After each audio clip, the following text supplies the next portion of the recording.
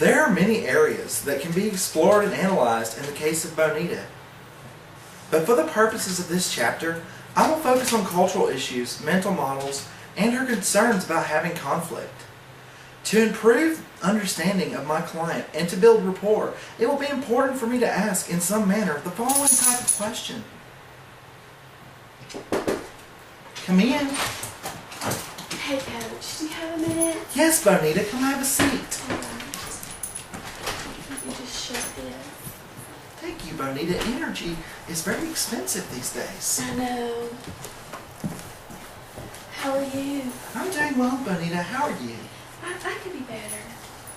Bonita, I don't really know what it's like to be an African American woman.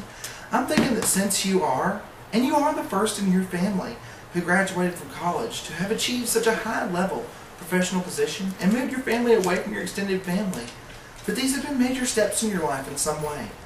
Will you tell me what would be important for me to have more understanding on about these cultural issues? I think it will help me in coaching with you. If you let me know more about how this fits together. I'm curious, Bonita.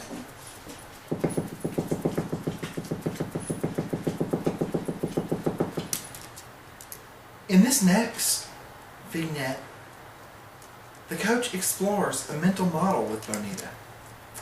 How should we focus our time together, Bonita? Well, I do love working with my team, but Ken, my boss, he's another story. He's so judgmental and brusque. I've got to find a way to make it work better with him. You want your working relationship with Ken to improve? Yes. You know how much I value getting everyone to work together, but with my manager, I don't feel like we're doing that. Well, I feel like I'm trying, but he's just not satisfied. I don't think he thinks I'm up to the role. You said you don't think he's satisfied. You remember last week we went over the ladder of inference tool. Mm-hmm. How about we use that concept here and walk up the ladder together? All right. Are there some data or facts that are related to you saying he's not satisfied or he's thinking you're not up to the role? I think it would be a good idea to look at this and see if you're doing any mind reading, Bonita. Well, he tells me what to do, but he acts impatient, he interrupts, and yet the other day he laughed at what I said, and he said I'm just too collaborative. What stands out to you from that? Well, when he acts impatient and says, "You're just too collaborative," I think he's saying to me, in essence, "You're not doing this job right, and you're really disappointing me." Could you be making some assumptions here? Just out of curiosity, are there some other ways to interpret what he's saying or doing? Well, I think he acts impatient with almost everyone. Maybe that is just how he is. Maybe even if he believed I was doing a good job, he would still act impatient when I ask a lot of questions. I do know I ask more questions than most people do. Could it be there are other explanations too? Other thoughts? Other explanations? Well, when he's saying I'm being too collaborative, maybe he doesn't mean I'm doing everything wrong. Maybe he just means that sometimes I should make my own decisions quicker. What can you do to test this new conclusion? Well, Coach, I guess I could ask him. In this vignette, we will be exploring thought processes about conflict and adapting useful, realistic thoughts. I mentioned to Ken that I'd have my cell phone with me, but I was going to have to miss a cross-functional team meeting that he wanted me to go to because I was going to have to take my daughter Nicole to a dress rehearsal since my husband is out of town for business. Ken just looked at me and said, "Well, I hope you're up to the realities of this job," and just walked away. I just thought that was so rude. He just said that and then he walked away? Yes. And I just felt so scared and angry, like he was threatening my position. He really has no clue how he affects other people. That must have hurt. What happened next? Well, I thought of calling him after and said that I wanted to talk to him about it, but I didn't. And then I thought about phoning him because I don't want that kind of thing to go on, but I just don't think it would help. I don't know. I wanted to talk to him about it. I'm curious. You said you don't think it would help to talk to him. What leads you to say that? Because that's just the way he is. I'm his employee. He talks that way to other people he manages as well. If I try to talk to him about it, it might turn into an argument. But maybe he's right. I mean, this job and my being a mom do have some conflicts. You know, I never feel comfortable with conflict. I know you have said that and that you wanted to work on managing conflict in our coaching work. As much as I'm sorry he said that, which I agree sounds very insensitive, this gives us something concrete to work on in terms of dealing with conflict. What thoughts were going on in your mind right after he said, I hope you are up to the realities of this job? Well, I just thought, what a jerk!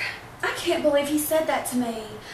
But it's no use in talking to him. He just won't change. What else? And I thought this might turn into a big argument and I might get all teary-eyed if we get into it. What would be the worst that might happen?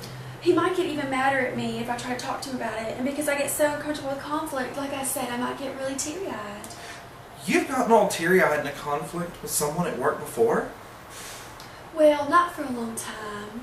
When you did, were there dire consequences? Well, yes, I just felt so embarrassed. Would you say the risk of feeling embarrassed is worth the benefit of standing up for yourself a little more?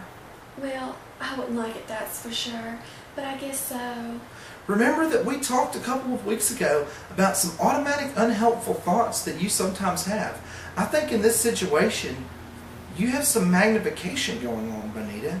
You know, exaggerating the risks of letting Ken know how you feel after he makes a particular remark.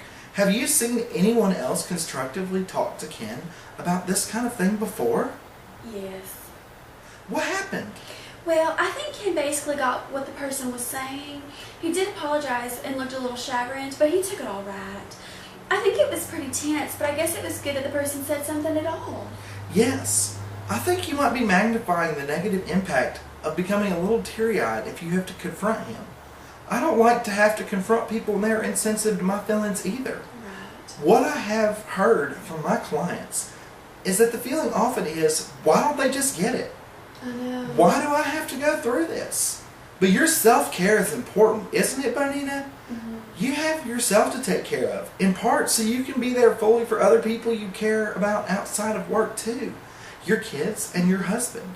How helpful is it for you when you have that thought, I better not speak up, I might get all teary-eyed and then be embarrassed? Well, I don't think it's very helpful actually, but it is what I think and it is a concern that I do have. If you were to substitute a helpful thought for, I might get teary-eyed and embarrassed, what would it be? Well, I could perhaps think instead, I can control myself. I have to take care of myself, so speaking up is a good idea. Thank you, Coach. Thank you, Bonita. Thank you.